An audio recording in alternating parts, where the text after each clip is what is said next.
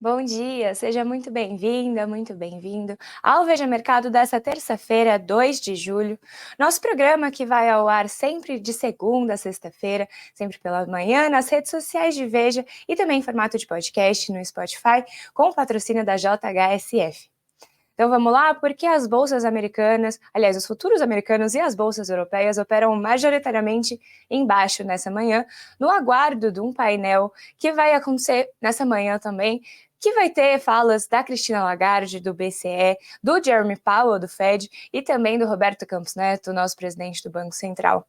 Hoje a gente também tem divulgação do JOLTS, que é o relatório de mercado de trabalho nos Estados Unidos, isso num aquecimento para a divulgação do payroll na sexta-feira, que é o principal relatório de mercado de trabalho americano. A gente também tem essa semana a divulgação da ata do Fed, da última reunião do FONC, e também, enquanto isso, a gente tem o aquecimento aí da corrida eleitoral americana. Então, os nossos assuntos de hoje são majoritariamente nos Estados Unidos, e para conversar com a gente vem aqui o Adriano Cantreva, que é sócio da Portofino Multifamily Office. Adriano, tudo bem? Bem, Camila, bom dia a todos. Bom dia, é um prazer tê-lo aqui. Então vamos lá, a gente tem divulgação do JOLTS hoje, o relatório de criação de vagas nos Estados Unidos de maio, e no final da semana a gente tem o payroll. Eu queria entender por que os relatórios de emprego nos Estados Unidos têm sido tão importantes para o mercado. Basicamente, Camila, a gente já vem há um bom tempo, vários meses, desde o final do ano passado, quando se esperava um desaquecimento da economia americana e, consequentemente, um enfraquecimento do mercado de trabalho. Porém, esse não vem acontecendo, né? A gente já está agora em julho, basicamente, e o mercado de trabalho continua forte, o emprego continua quase que pleno nos Estados Unidos. Então, tem toda essa expectativa, né? Em qual momento esse mercado de trabalho vai começar a se arrefecer, o que não tem acontecido ainda, e a gente está prevendo que provavelmente no curto prazo não deve acontecer. Perfeito. E divulgado na última sexta-feira, o PCE, que é o principal dado de inflação olhado pelo Fed para definir suas taxas de juros, veio dentro do esperado pelo mercado, né, a 2,6%. Esse dado restabelece a expectativa de uma queda de juros ainda este ano? A gente acredita que, caso haja um enfraquecimento do mercado de trabalho, sim, deve haver uma queda de juros. Porém, se o mercado de trabalho continuar na linha com que a gente vem tendo mês após mês, e a economia continuar performando dentro das expectativas, a gente acredita que é menor a probabilidade até da gente ter um corte de juros esse ano, né? Obviamente, os números são muito dependentes ainda. Um tema que a gente vai falar aqui é a eleição, como você falou, Camila. Eu acho que quanto mais chega perto da eleição, menor a probabilidade da gente ter um movimento mais forte nas taxas de juros de curto prazo determinadas pelo Fed. Legal, a gente já vai falar de eleição mesmo, mas antes eu queria falar sobre a ata do FONC, né, o Comitê de Política Monetária do Fed, que vai ser divulgada amanhã. Eu queria saber o que a gente pode esperar das visões dos dirigentes do Fed. Eu acho que o Fed vai ter uma visão, um comportamento conservador, como eles vêm tendo há vários meses, né? E eles vêm transmitindo isso para o mercado, né? Que qualquer movimento vai ser dependente dos dados, né? Como os dados eles seguem numa economia forte, um emprego pleno, a gente não vê grandes modificações nas visões, né? Dos comitês dos membros do comitê do Fed. Então, a gente acredita que vai ser na mesma linha. Eles vão estar, obviamente, monitorando a economia, o emprego, a inflação, mas nada de muito novo, não, do que a gente não tem visto nos últimos meses. Legal. E num cenário de possível corte de juros lá nos Estados Unidos, você acredita que o mercado brasileiro vai ser aliviado aqui ou os motivos pelos quais o mercado brasileiro está pressionado atualmente são majoritariamente internos? Acredito que os motivos são mais internos, né? Agora a gente vai ter, né, uma fase aí, está tendo uma fase onde o que está fazendo preço no mercado são os ruídos aí da política fiscal brasileira, né? E nos Estados Unidos, a questão da eleição que está chegando também, né? Então, acredito que um corte de juros marginal, né, se ocorrer, ele deve ser marginal, deve ter pouco impacto para a economia brasileira e para os ativos de preços brasileiros, né? E sim, realmente, as atenções voltadas aqui para as questões fiscais que estão sendo discutidas no momento. Perfeito, então vamos falar de eleição americana agora, porque a corrida eleitoral aqueceu seus motores na semana passada, com o primeiro debate eleitoral entre o Donald Trump e o Joe Biden, e eu queria entender, pessoal que está de casa, o Adriano, ele passa boa parte do seu tempo nos Estados Unidos, então eu gostaria de contar com uma visão mais interna sobre qual que é a visão dos agentes econômicos e políticos sobre a corrida eleitoral no momento. Então, Camila, como você comentou, né, na semana passada, quinta-feira passada, a gente teve aí o primeiro debate presidencial. A eleição esse ano começou até mais cedo do que ela normalmente começa, né, porque basicamente tinha dois candidatos claramente definidos, né, o Biden versus Trump. Então, a gente teve um início bem anterior ao que seria normalmente, né? E ela, em virtude aí de todo o histórico do Trump, né, e todos os processos que ele enfrenta, decisões da Suprema Corte e tal, tinha muita incerteza o que isso ia acontecer. Porém, com o passar dos últimos meses, isso tem se clarificado, né? Então, a gente teve aí, primeiro, o debate presidencial semana passada, e ontem a questão da Suprema Corte, que deu uma imunidade parcial do Trump para não ser processado com relação aos eventos de 6 de janeiro de 2020, né? Então, basicamente, hoje a gente tem um cenário bem mais claro.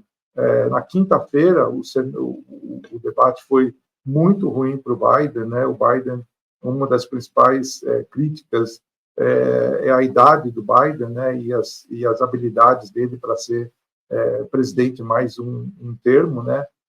E ficou muito claro no debate que o Biden tem tido uma degradação de saúde e de habilidade bastante forte, né? Então, o Trump saiu grande vitorioso, indiscutivelmente, do debate, e a própria base democrata, né, aí se questionando sobre realmente a viabilidade ou se vão continuar o Biden como candidato pelo Partido Democrata ou não. Então, a gente tem hoje aí uma confusão bastante grande dentro do Partido Democrata, várias linhas de pensamento, e o Trump, então, saiu plenamente vitorioso no debate de quinta. Ontem, a decisão da Suprema Corte dando imunidade ao Trump também quase que colocou todos os casos aí do Trump, né, quase todos, né, de condenação, uma possível condenação antes da eleição, em segundo plano. Então, hoje o Trump aí tem uma força bastante grande e isso tem definido preços, né? Tanto que ontem a gente viu um mercado aí de renda fixa, as taxas de juros subindo, principalmente as de longo prazo, né? Em virtude desses eventos aí que eu comentei. Perfeito. E como a vitória de um ou de outro pode influenciar a economia? Gostaria de saber tanto a economia internacional como possíveis desdobramentos para a economia brasileira. Acho que a influência pode ser bastante grande, não só a vitória, Camila, mas o que foi colocado ontem, dada a performance muito fraca do Biden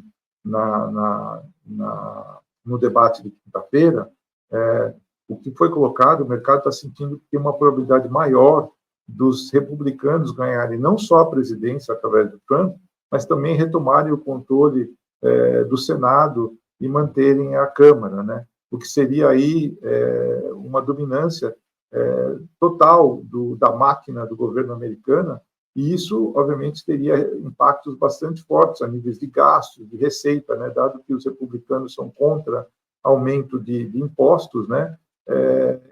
Né, o Trump realmente se mostrou aí, no primeiro termo, entre aspas, aqui, um gastador, né? Então, basicamente, as taxas de juros subiram. Isso, né, o Trump ganhando, para os Estados Unidos, a gente espera um Estados Unidos mais fechado, né? Imigração deve ser um grande tema aí. O Trump é claramente contra a imigração, tarifas comerciais, né? Como ele já tinha feito para a China, e protecionismo americano. Então, no caso da vitória do Trump, e principalmente se os republicanos tomarem o controle da Câmara e do Senado, pode ser bem ruim para o Brasil, porque a gente acredita que vai ter um protecionismo maior para os Estados Unidos, né? Dado que o Brasil tem um superávit aí com os Estados Unidos de exportações, então isso poderia ser muito ruim para o Brasil, né? Os Estados Unidos está mais fechado e menos aberto ao comércio internacional, no caso da vitória do Trump. Caso o Biden ganhe, né, e a gente tenha essa situação dividida, eu acho que não muda muito da situação atual, né? Porém, se a gente tiver aí essa vitória do Trump com o Senado e a Câmara, a gente pode ter impactos bastante grandes. Agora eu queria falar um pouco do ponto de vista do investidor, tendo ainda os Estados Unidos como pano de fundo, porque as bolsas americanas têm desempenhado bem, parecem não estar sofrendo o efeito da alta de juros, né? Muito puxado pelas ações de tecnologia. Eu gostaria de saber se essa alta é sustentável e por quê. Então, a gente acredita que sim, que a alta é sustentável, né? A parte de tecnologia, especialmente com toda essa questão de inteligência artificial, impacta basicamente todos os negócios, né? Os mais variados tipos de negócios. O impacto da inteligência artificial é esperado que seja muito grande. Então, diferentemente do que a gente teve no passado, principalmente no ano 2000, quando se fala da bolha da internet, né? Empresas que tinham um valuation muito alto, mas que tinham pouca receita, né? ou nenhuma, né? E prejuízos. Hoje a gente tem uma situação totalmente diferente, né? Essas empresas que estão dominando o mercado, tipo Apple, Nvidia, Microsoft, né? Amazon, têm não só receitas gigantescas, como lucros muito, muito grandes, né? Isso, obviamente, dá uma sustentação para o mercado. A gente vê o mercado, obviamente, não está barato, vamos dizer assim, né? Quando a gente olha para valuations históricos, porém, né, não vemos uma queda muito brusca, aí, é um preço consistente com a realidade, né? E dadas outras alternativas de investimentos também. Então, a gente acredita que o mercado está bem precificado, não vê grandes quedas, e no caso de uma vitória do Trump, a gente pode ter até surpresas positivas, dado que o Trump é mais friendly, né, mais amigável para o mercado do que visto como mais amigável do que o Biden. E em relação à renda fixa, tendo em vista o investidor brasileiro, né, considerando $1 ali aos 5,60 e uma perspectiva de quedas de juros, ainda faz sentido para o investidor brasileiro comprar títulos públicos americanos? Realmente, Camila, as taxas de juros dos Estados Unidos, né, elas estão elevadas para níveis históricos, mas comparado com o Brasil, elas são menos atrativas, né? Esse no mercado que a gente diz mercado público, né? Quando um investidor entra e compra, por exemplo, um papel de uma dívida, por exemplo, da Ford ou da Microsoft ou qualquer empresa americana ou global, né? Esse é um mercado que hoje a gente não acredita que seja um mercado muito atrativo, porque os prêmios de risco de crédito, como a gente fala no mercado, eles estão muito baixos historicamente. Porém, né, existe sim oportunidades no mercado de crédito privado, né? Seria equivalente à dívida privada no Brasil, toda essa onda de crédito privado no Brasil também. Nos Estados Unidos também tem acontecido, dado que os bancos americanos, depois daqueles eventos dos bancos que tiveram problemas aí alguns anos atrás, os bancos se retraíram, né? E tem muito mais regulamentação, eles estão emprestando menos. Isso está gerando oportunidades para fundos ou para outros agentes financeiros que emprestem dinheiro, e esse, obviamente, empréstimo, ele é uma oportunidade de investimento para investidores americanos ou globais que queiram participar desses créditos privados, que sim, estão bastante interessantes, dados que esses créditos são linkados à taxa de juros de curto prazo, né? Então, a gente tem uma taxa de juros de curto prazo alta para níveis históricos, hoje na casa dos 5,5%, que a gente acredita que, adicionado ao spread de crédito no mercado privado, que sim, são boas oportunidades, aí gerando na casa dos 8, 9, 10, 11, 12%, dependendo do tipo de investimento em dólares, tá, de retorno. Legal. E aí, para a gente fechar, eu gostaria de voltar aqui para o Brasil e perguntar sobre as perspectivas para o mercado brasileiro, considerando uma pausa, né, na queda da Selic. Quais são as perspectivas para o mercado de renda fixa e também para a Bolsa, enfim? É difícil a gente ter um aumento da Selic. Hoje é muito difícil a gente vislumbrar esse cenário, né? Ainda que tudo seja possível. Hoje o que a gente vê realmente é uma questão muito mais política aí de orçamento, uma questão fiscal, né, ideológica, que vai definir os preços dos juros, principalmente os juros mais longos, né?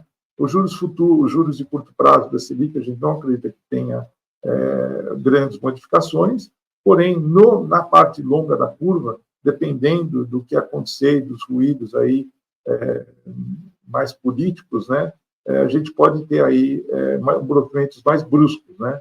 E esses movimentos, obviamente, seriam refletidos na bolsa. A bolsa, né, está, entre aspas, barata, né?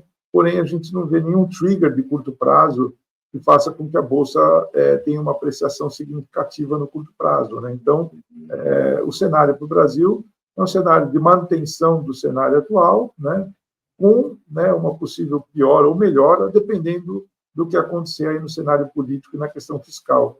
E hoje acho que é muito difícil a gente ter uma visão ainda do que pode ser o desdobramento de tudo isso que está acontecendo. Adriano, perfeito. Eu agradeço muito pela sua participação aqui com a gente.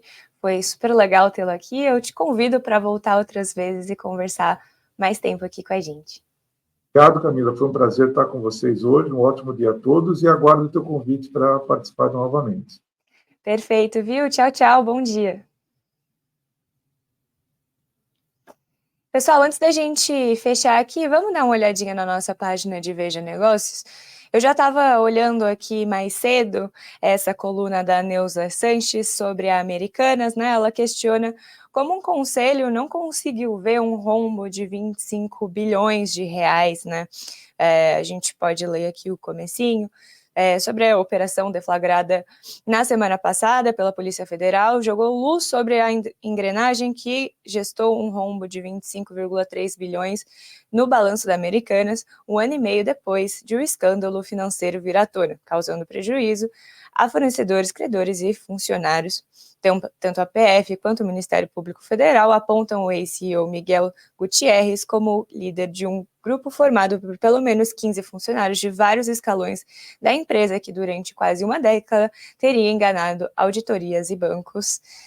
O dramático caso da Americanas. Essa coluna da Neuza questiona como ninguém viu antes. Bom, a gente tem fala do Haddad recente sobre os ruídos envolvendo corte de gastos e Banco Central. Ele fala que a desvalorização do real, a alta do dólar, que já chega a 5,65, né, são fruto de ruídos políticos. Então, o ministro da Fazenda, Fernando Haddad, admitiu que o dólar está em patamar elevado, fechou a R$ 5,65, a maior cotação em cerca de 2 anos e meio. Olha só. Vamos dar uma olhadinha em mais alguma coisa aqui? Temos o especial do 30 anos do Real, como o Brasil escapou de virar uma Venezuela. Essa daqui em parceria da Juliana Elias com o Márcio Giuliboni, 2 repórteres aqui da Veja Negócios. E essa entrevista aqui com o Gustavo Loyola. Olha só, é um ping-pongzinho. Vale a pena conferir. Acho que esses foram os destaques do dia. Acho que a gente pode fechar por aqui, então.